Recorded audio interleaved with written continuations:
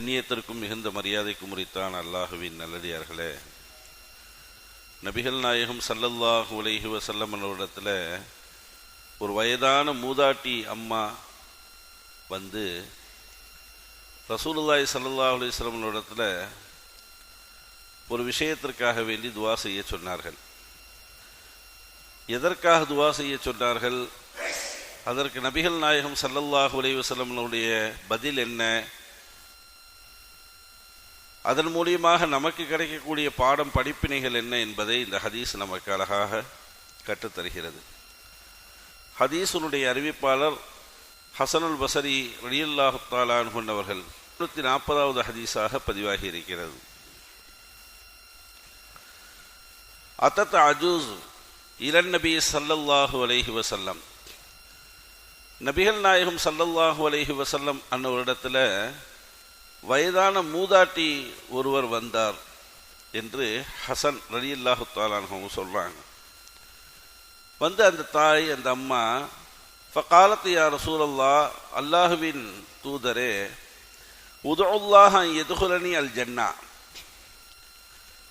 சுவனத்திலே நான் நுழைவதற்கு துவா செய்யுங்கள் என்று கேட்டார்கள். நபிகள் நாயகம் ஸல்லல்லாஹு அலைஹி வஸல்லம் ஒரு வயசான அம்மா வந்து, நான் சொர்க்கத்துக்கு போகணும், அல்லாஹ்ட்ட துவா செய்யுங்க அப்படின்னு கேட்டாங்க. ஃபகால ரசூலுல்லாஹி ஸல்லல்லாஹு அலைஹி வஸல்லம், யா உம்ம ஃபுலான், இன்னாருடைய தாயே. பொதுவாகவே அரபுலகங்கள் பேர் சொல்லி கூப்பிடாது. அரபுலகங்கள் ஒரு ஆளுடைய பெயரை சொல்லி கூப்பிடாது. அவருடைய தந்தையுடைய பெயரை சொல்லி இணைச்சி தான் கூப்பிடுவாங்க. பொதுவாகவே சவுதி, துபாய், இப்படி எந்த நாடாக இருக்கட்டும், தந்தையினுடைய பெயரை சொல்லி கூப்பிடுவாங்க.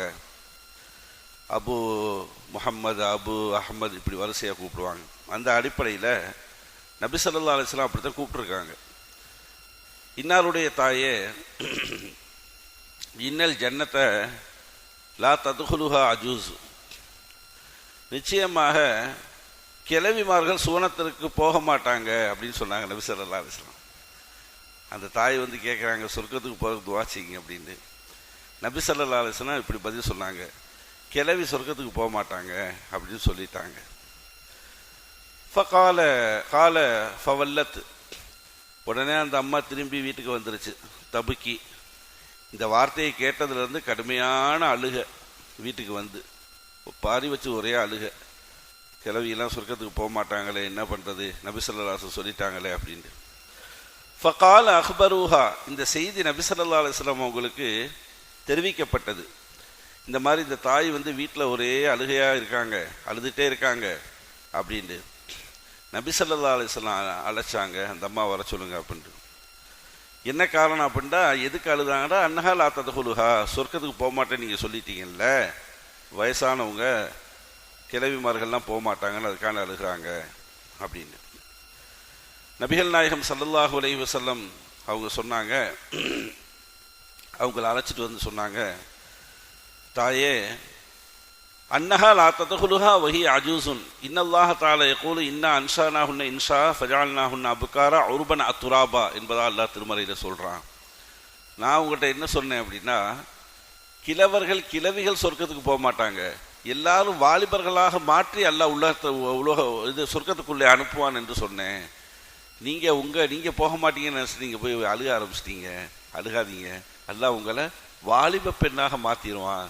திருமறையில் அல்லாஹ் சொல்கிறான், இன்னா அன்ஷானாஹுன்ன இன்ஷா, நான் புதிதாக மாற்றி அவர்களுக்கு வாலிப பருவத்தை கொடுத்து வயதை 33ஆக ஆக்கி எல்லாரையும் உள்ளே நான் அனுப்புவேன், சுவனத்திலே முதுமை கிடையாது என்று சொன்னார்கள் நபி ஸல்லல்லாஹு அலைஹி வஸல்லம். சுவனத்திலே ஆரோக்கியமாக நாம் வாழலாம் என்று சொன்னார்கள் நபிகள் ஸல்லல்லாஹு அலைஹி வஸல்லம்.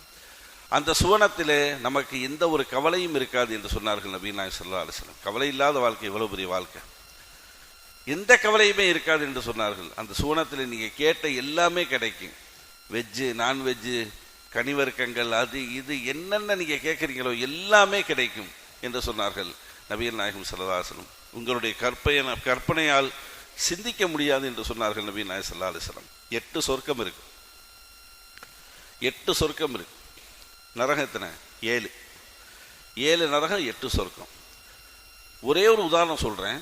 அதாவது சொர்க்கத்தில் உயர்ந்த சொர்க்கம் ஜன்னத்துல் ஃபிர்தௌஸ். அந்த ஜன்னத்துல் ஃபிர்தௌஸ் என்ற சொர்க்கத்தில் தான் நபிநாயகம் ஸல்லல்லாஹு அலைஹி வஸல்லம் அவங்க இருப்பாங்க. உயர்ந்த சொர்க்கம். அந்த உயர்ந்த சொர்க்கமான ஜன்னத்துல் ஃபிர்தௌஸுக்கு அடுத்ததாக இருக்கக்கூடிய சொர்க்கம் தாருஸ் சலாம் என்று சொல்லக்கூடிய தாருஸ் சலாம். இந்த ஜன்னத்துல் ஃபிர்தௌஸுக்கும் தாருஸ் சலாமுக்கும் உண்டான அந்த அதனுடைய அதாவது அந்த ரெண்டுக்கும் உள்ளாத வித்தியாசம், இந்த ரெண்டுக்கும் ஒரு வித்தியாசம் இருக்குமா இல்லையா? அதுக்கு என்ன வித்தியாசம் அப்படின்னா, இந்த தாருஸ் சலாம்ங்கிற சொர்க்கத்தை விட ஜன்னத்துல் ஃபிர்தௌஸ் என்ற சொர்க்கம் 9 லட்சம் அளவிற்கு அதனுடைய பரப்பளவு அதிகமாக இருக்கும் என்பதாக ஹதீஸில் பார்க்க முடியுது. அந்த அளவுக்கு ஒன்றை விட ஒன்று மிக பிரம்மாண்டமாக இருக்கும். பொதுவாகவே ஒவ்வொரு வாழ்க்கையும் கடந்து வரும்பொழுது அந்த வாழ்க்கையினுடைய அந்த அளவு அதிகமாகவே இருக்கும். அளவு அதிகமாக இருக்கும். நம்மெல்லாம் ஆரம்பத்தில் உயிர் உலகத்தில் இருந்தோம்ல, அந்த உலகத்தினுடைய ஒட்டுமொத்த அளவே 5 நிமிஷமா. 5 நிமிஷம் ஒரு உலகம், வெறும் 5 நிமிஷம் உலகத்தில் இருந்தோம். அந்த 5 நிமிஷத்துலேருந்து 2வது உலகம் அம்மாவுடைய கருவறை. அந்த கருவறையினுடைய உலகத்தினுடைய அளவு 9 மாதம். எத்தனை மாதம்? 9 மாதம். அதுலேருந்து இப்போ துனியாவுக்கு வந்திருக்கோம். 9 அப்படி 80ஆக 100ஆக 120ஆக இப்போ இந்த உலகத்தில் வாழ்கிறோம். அப்போ ஒன்றை விட ஒன்று அதிகமாகிட்டே போயிட்டே இருக்கு பாருங்க. 5 நிமிஷம் உலகம் அந்த உலகம், அதுக்கப்புறம் அம்மா வயிறு 8 மாதம் 9 மாதம் 10 மாதம், அதுக்கப்புறம் இந்த உலகம், இதில் 80 90 100ன்னு வாழ்கிறோம். அதுக்கப்புறம் நம்ம போகக்கூடிய கபர் இதை விட அதிகமாக இருக்குது. கபரில் போய் உட்கார்றமே இதை விட அதிகமாக இருக்குது. அதுக்கப்புறம் மஷர் பைதானா, அதுக்கப்புறம் கடைசியாக சுவனம். அதுதான் இங்கே முக்கியம். அந்த சுவனத்தில் மரணம் கிடையாது. யாரையும் அல்லாஹ் ஜல்லஷான் ஹாலிதீன ஃபீஹான் அல்லாஹ் குர்ஆனில் தெளிவாகவே அல்லாஹ் ஜல்லஷான் சொல்லிட்டான். நிரந்தரமாக இருக்கலாம். உள்ளே நுழைஞ்சிட்டா வெளியில் வர முடியாது. அதுதான் சொர்க்கத்தினுடைய மிகப்பெரிய பவரே. அது உள்ளே நுழைஞ்சிட்டா வெளியில் வரவும் முடியாது, வெளியில் யாரையும் அல்லாஹ் அனுப்பவும் மாட்டான். இத்ரீஸ் அலைஹிஸ்ஸலாம் அல்லாஹ்ட்ட கேட்டாங்க, யா அல்லாஹ் சுவனத்தை நான் பார்க்கணும், என்னை சுற்றி காட்டு, சொர்க்கத்தை நான் பார்க்கணும், சுற்றி காட்டுன்னு. அல்லாஹ் ஜல்லஷானத்தில் அவங்கள உயர்த்திட்டான். இத்ரீஸ் அலைஹிஸ்ஸலாத்து வஸ்ஸலாம் அவங்க அல்லாஹ் ஜல்லஷானத்தை உயர்த்தி சொர்க்கத்தை ஃபுல்லாக அல்லாஹ் என்ன செஞ்சுட்டான்? சுற்றி காட்டினான். சுற்றி காட்டி முடித்த பிறகு, சரி இப்போ நீங்கள் உலகத்துக்கு போங்க, எல்லாம் பார்த்துட்டீங்கல்ல அப்படின்னு சொல்லும் பொழுது, அப்போ சொன்னாங்களாம், யாரெல்லாம் நீ தானே வாக்கு கொடுத்துருக்க, சொர்க்கத்துக்குள்ளே போனால் யாரும் வெளியில் வர முடியாதுண்டு. இப்போ என்னை போக சொல்றீன்ற உடனே அல்லாஹ் ஜல்லஷான் அப்போ அங்கேயே இருந்துருங்கன்ட்டான். என்ன? அங்கேயே இருந்துருங்கன்ட்டான். அப்போ உலகத்திலே உயர்த்தப்பட்ட 2 நபிமார்கள், ஒன்று இத்ரீஸ் அலைஹிஸ்ஸலாம், 2வது ஈசா அலைஹிஸ்ஸலாம். இப்போ அந்த அடிப்படையில் சொர்க்கத்துக்குள்ளே நம்ம உள்ளே போனோம் அப்படின்னா யாரையும் அல்லாஹ் ஜல்லஷான் வெளியே கொண்டு வர மாட்டான் என்பதாக பலவிதமான விஷயங்கள் சுவனம் குறித்து நாம் ஹதீஸ்களிலே நாம் பார்க்க முடிகிறது. கண்ணியமான பெருமக்களே, சொர்க்கத்தை பற்றி பேசணும், நிறைய பேசணும். இந்த ஹதீஸில் நமக்கு சொல்லக்கூடிய மிக முக்கியமான தகவல்களை மட்டும் நாம் பார்க்க வேண்டும்.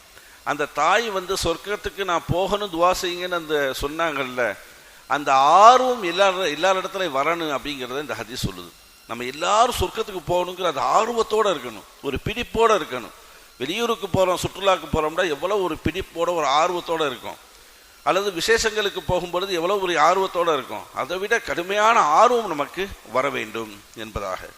அதே நேரத்தில் 2வது செய்தி என்ன அப்படின்னா, சொர்க்கம் கிடைக்கல, அதாவது போக மாட்டீங்கன்னு சொன்ன உடனே அந்த தாய் ஒரே அழுகையாக அழுதுச்சா இல்லையா? அதே மாதிரி நாம் சுவனம் கிடைப்பதற்காக வேண்டி அல்லாஹ்ட்ட அழுது கேட்கணும். நரகத்திலிருந்து நம்மளை பாதுகாப்பதற்காக வேண்டி அல்லாஹ்விடத்தில் கண்ணீர் வடித்து கேட்கணும். நரகத்தை விட்டு பாதுகாத்து விடு, குடும்பத்தை பாதுகாரு, நம்மளுடைய சமூகத்தை பாதுகாரு என்பதாக அல்லாஹ்விடத்தில் அழுது கேட்க வேண்டும். அதே அழுகையை சுவனம் பெறுவதற்காக வேண்டியும் நாம் கேட்க வேண்டும் என்ற 2 தகவல் இந்த ஹதீஸ் சொல்லுதா. 3வது ஒரு செய்தி என்ன அப்படின்னா, அந்த அற்புதமான அனைத்து பாக்கியங்களும் பெற்ற அந்த சொர்க்கம் நமக்கு கிடைக்கணும் அப்படின்னா சொர்க்கம் செல்வதற்குண்டான அமல்களை இந்த உலகத்திலே அதிகப்படுத்த வேண்டும். முக்கியமா ஃபர்லு தொழுகையை கனவுல கூட விட்டுறக்கூடாது. இந்த 5 வக்து தொழுகிறோமே, நம்ம அடிக்கடி சொல்றதா இருந்தேன், இந்த 5 வக்து தொழுகையை ஒருத்தர் முறையா பேணி தொழுதுட்டான்னு வைங்களேன், எப்படியாவது அவன் 35 மார்க் வாங்கிடுவாங்க. 35 வாங்கிடுவான். வாங்கிட்டு ஏதாவது ஒன்று சரி போ ஆவரேஜ் உள்ள ஓடு அப்படின்னு அனுப்பி விட்ருவான்ல. அதில் கோட்டை விட்டுட்டா 10 மார்க் 5 மார்க் 7 மார்க்குன்னு கோட்டை விட்டா என்ன செய்ய, அரியர் தான். அரியரை போய் என்ன செஞ்சுட்டு வரணும், அதை மறுபடியும் போய் எழுதி பாஸ் ஆகிட்டு வர்றதுக்குள்ள மலக்குல் மௌத்து, கபூர், மஷர் மைதானம், அங்கே இங்கே நரகம் அப்படின்ட்டு ஓடிடும். அப்போ அந்த அடிப்படையில் தொழுகையை, ஃபர்லான தொழுகையை எக்காரத்துக்கு விடக்கூடாது. சின்ன குழந்தையிலேருந்து வளரும் போது 10 வயசு 12 வயசு வரும்போது தொழுகையினுடைய முக்கியத்துவத்தை பெற்றோர்கள் உட்கார்ந்து சொல்லி கொடுக்கணும். தொழுகவா, தொழுகை முக்கியம், தொழுகையை விட்டுறக்கூடாது, அல்லாஹ்னா யாரு, அவன் தான் உணவளிக்கிறான், எல்லா விஷயங்களையும் சொல்லிக் கொடுக்கணும். அப்போ தொழுகை, நாம் நோக்கக்கூடிய ரமலானுடைய நோன்புகள், ஹஜ்ஜுகள், உபரியான நோன்புகள், சுன்னத்தான நோன்புகள், திங்கக்கிழமை வியாழக்கிழமை வைக்கிறோமா இல்லையா, அது மாதிரி முஹர்ரம் நோன்பு, ஷாபானுடைய நோன்பு, இப்படி வரிசையாக வரக்கூடிய அந்த நோன்புகள், தான தர்மங்கள். தான தர்மங்கள் ரொம்ப முக்கியமானது. நம்ம கொடுக்கக்கூடிய தான தர்மம் இருக்குல்லவா, அந்த தான தர்மத்திற்கு பகரமாக அல்லாஹ் சொர்க்கத்தில் மரங்களையும் மாளிகைகளையும் அல்லாஹ் கட்டுகிறான் என்பதாக வருது. நம்ம தான தர்மங்கள் நம்ம கொடுக்கணும். அது என்னைக்குமே நம்மளை கைவிடவே விடாது. அது பன்மடங்காக்கி நம்ம ஏதாவது ஒரு வழியில் நம்மளை கை கொடுக்கும் என்பதாக நமக்கு சொல்கிறோம். அதிகமான திக்ர்கள் நாம் செய்யணும். குர்ஆனோடு தொடர்போடு நாம் இருக்க வேண்டும். இந்த அமல்களையெல்லாம் நம்ம அதிகப்படுத்தணும். அப்படின்டா கண்டிப்பாக இன்ஷா அல்லாஹ் எல்லாருக்கும் அல்லாஹ் சொர்க்கத்தை என்ன செய்வான், வாஜிபாக்கி அல்லாஹ் கொடுப்பான் என்பது தான் இந்த ஹதீஸ் அழுத்தமாக நமக்கு சொல்லித் தருகிறது. கண்ணியமான பெருமக்களே, நபி ஸல்லல்லாஹு அலைஹி வஸல்லம் அவர்கள் சுவனம் கிடைப்பதற்குண்டான வழிகளை நமக்கு காட்டி தந்திருக்கின்றார்கள். அந்த வழிகள் என்ன என்பதை கண்டறிந்து அதை சரியாக நாம் செய்தோம் என்றால் நிச்சயமாக சத்தியமாக சூனத்தை நாம் பெற்றுக்கொள்ளலாம். அப்படிப்பட்ட பாக்கியத்தை, நசீபை, தௌஃபீக்கை அல்லாஹ் நமக்கும் குடும்பத்திற்கும் நம்முடைய சமூகத்திற்கும் தந்தருள்